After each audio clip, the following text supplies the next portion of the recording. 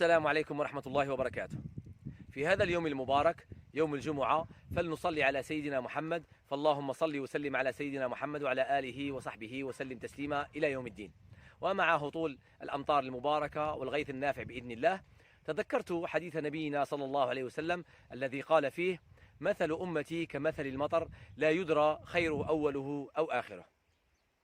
وكما يعلم الجميع أن الأمطار تنزل في فصل الشتاء، ولو سألت فلاحا لقال لك أن الأمطار مرات تنفع في بداية الموسم الفلاحي، ومرات تنفع في آخر الموسم الفلاحي، ومرات تنفع في أوله وآخره. كذلك هي أمة النبي صلى الله عليه وسلم، فكما قال النبي عليه الصلاة والسلام في حديث آخر قال: خير الناس قرني ثم الذين يلونهم ثم الذين يلونهم.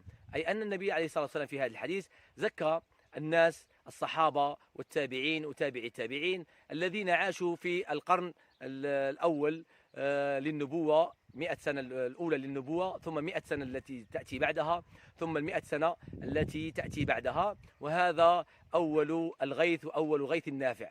أما آخر الغيث فهو كما قال النبي عليه الصلاة والسلام: لا يدرى خيره أوله أو آخره. فأسأل الله العظيم رب العرش العظيم أن نكون نحن آخر الغيث النافع، أن نكون من الصالحين، من المخلصين، من التوابين، من الذين لا يتبعون صدقاتهم بالمن والأذى، من الذين لا يكون في قلوبهم غلا للذين آمنوا، من الذين يصلحون ذات البين، من الذين يبرون آباءهم، من الذين يتسابقون للخيرات. فاللهم آمين، والسلام عليكم ورحمة الله وبركاته.